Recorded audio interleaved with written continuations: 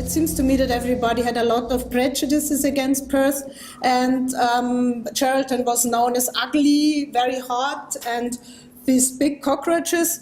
So I was a bit afraid, and when I came to Geraldton, I'd rather be in Geraldton than in Perth. I fall in love immediately with Geraldton. But Geraldton makes it also quite easy to me because it is an amazing, I think it's an amazing community. They're really active, really supportive. For example, can't thank everybody. It acknowledges it my work. And this is just one moment I want to very especially thank the staff and especially Leo Bryan, who supported me amazingly from the very beginning, which helped me a lot to get to know everyone.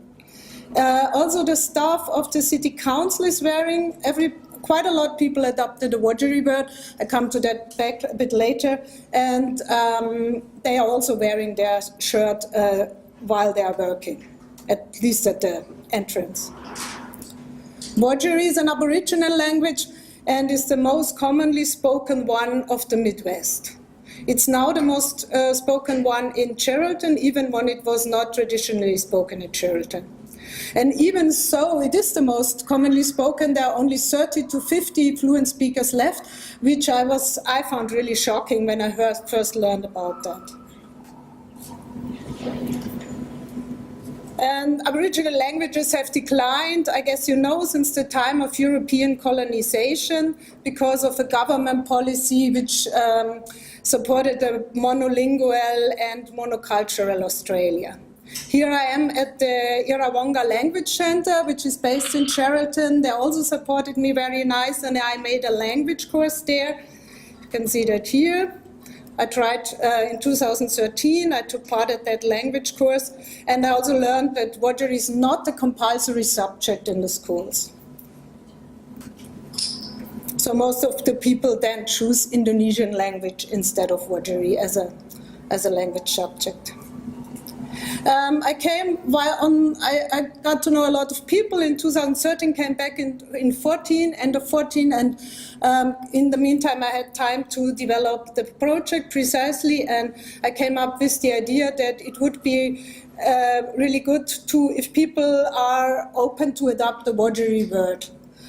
And I carried out about 15 events, in the beginning a launch, where Marco came from Perth, and also Alec Coles were there, and James Dexter were there, and a lot of the people from Geraldton, and to start this campaign to adopt the Wajarri word. From that moment on, I carried out another about 15 events, explained the project, and gave out a list of words to make it easier which words are free to adopt. Me, myself, I adopted the word Wajigada, which means all of us, because I wanted to set a sign, if all of us we adopt the Wajarri word, then we could help in a way to keep the language alive and to be a mentor for the word in public. I came up with the idea to produce T-shirts, because T-shirts is a way you can smuggle in the Wajarri words in the public space and in the image of the city. And the T-shirts have 5 different colors, just quickly, you can see the colors here, and every color has a different group of words. I just give one example, purple, all the purple shirts have a word of animals. So if you see someone on the street and someone has a yellow shirt on, you know immediately, even if you only see the Wajarri side, you know immediately it must be a word of action, for example. I was encouraging people by adopting a Wajarri word that they contribute towards creating a living archive of the Wajarri language. So if nobody maybe in Geraldton speaks the Wajarri language completely, but at least we all together can keep the language alive and speak this language. And we can also revitalize the use of one of the world's oldest living languages. I got the mayor of Geraldton to adopt the word for Geraldton, which is Jambinu.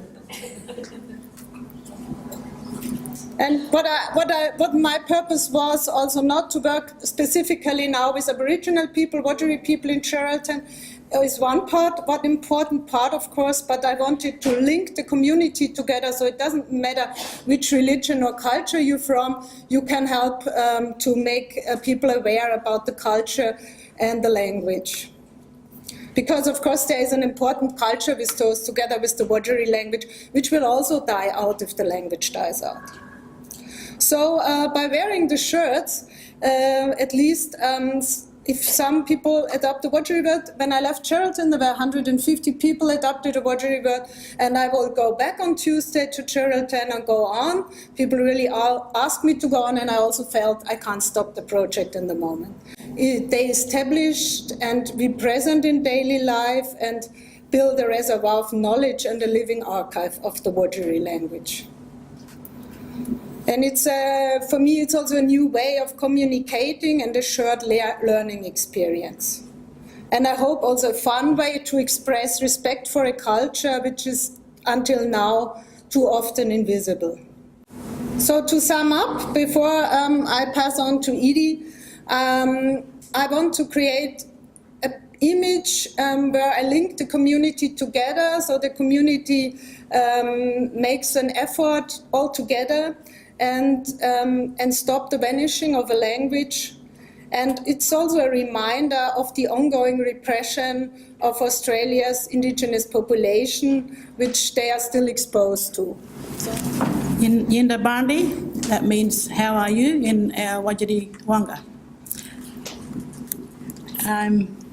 I work at the Geraldton Senior College, which is the secondary college, year 10 and 11 and 12. And I teach in the discrete programs, the girls program and the football academy. I teach the language as well. It's one of the subjects for their WACE education as well. It's counted as well. And I've been there for 7 years. And I'll talk about how we're promoting within the school. I've just started, as Pia said, she had to leave, so we have a lot of other students and staff members that are really interested and keen, but sort of came to a standstill, but we'll continue as Pia comes up to Geraldton. We have the students with Pia. I helped with the language centre, teaching the language on a Saturday morning, and so Pia was one of the class members, I guess so. And then Pia went away and came back, and I got a phone call to ask if I would help her with this project. So she came into the school, and the main role was is the pronunciation of the words and recording the words with her as well. So as Pia went about the community in the different areas in the town, selling the shirts, I would help with the people pronouncing the words. So that was one of my main roles. And that's the first day of school this year. My word is ballet. Ballet means look out. Not in a way that I'm going to get you. It just means ballet. Someone's coming, so watch out. If you're doing something discreetly, you don't want someone to know that you're there, we call that ballet. Someone's coming.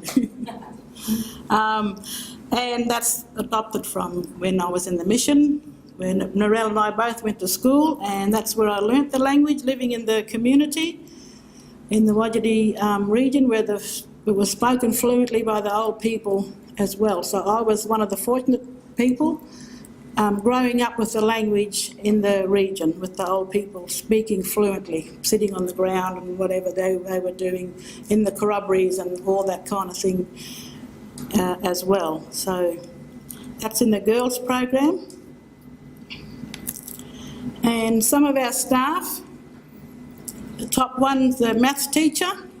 She rides her bike to school and rides around the town, so she thought the word was appropriate, the bicycle, which is one of the new words made especially for that, is the bicycle.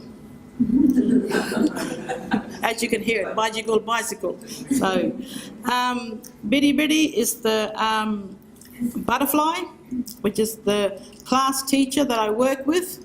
So occasionally we'll wear our shirts into the classroom so the students can see us and learn each word as we, get around the school.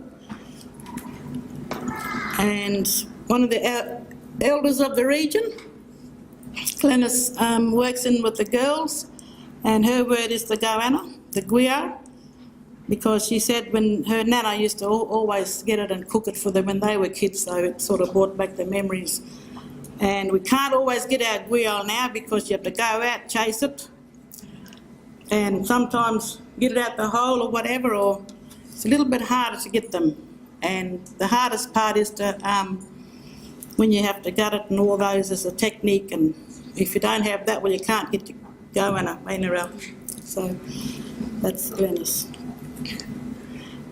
Just support from the Itawanga, which is the language centre, and working with Pia at the launch, the bottom picture there as well, we had stickers, and with the booklets just checking that the words were spelt right and in the right context, ready for selling as well. That's Leonie with her word, Yinyangu. Leonie couldn't come today, family reasons as well, so I was lucky to have my niece to come and support the role. Government agencies as well. Brendan Flanagan from the Development Commission, so he bought the shirt for the department, which will hang in the, as you walk in the office. Babanu, that means friend. And the group of us on the front beach, Pia was making a movie, and we had to say our word and spin around and show the English and all sort of things there happening on the front. That's me with the ballet. All right, so that's...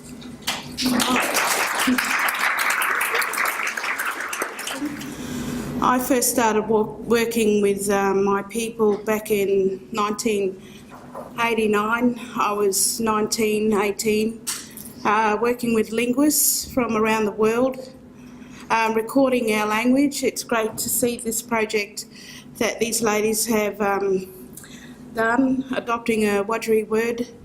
Our language has suffered under,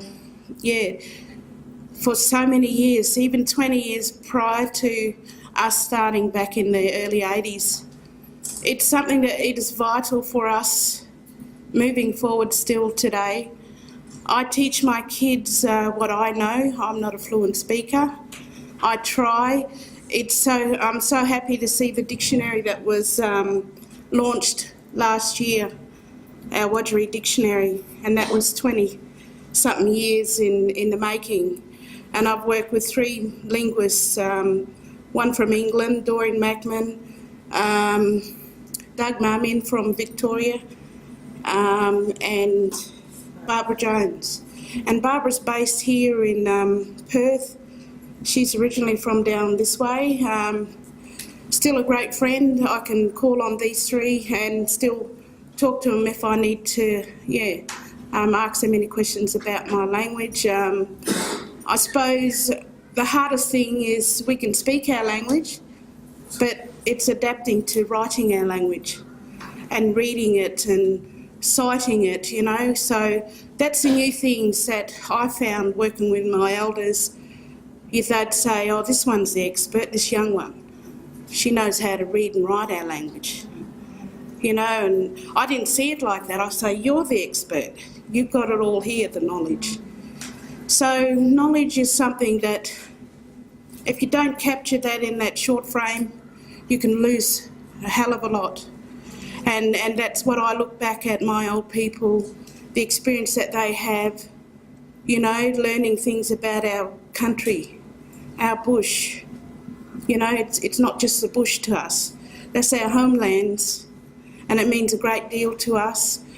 And I'm just proud of, what the ladies have done and adopting a word. And I try and teach my kids the sentences, and we have got a grammar structure throughout our language. And with the government policies, it really did a lot of damage for our people. they did not want to speak in any forum outside of their country or in meeting new people. So there's a lot that we need to do to try and continue to preserve it.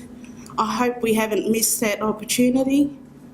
You know, I, at 18, felt very sad, and to me it feels like that day's coming so close. So, yeah, that's...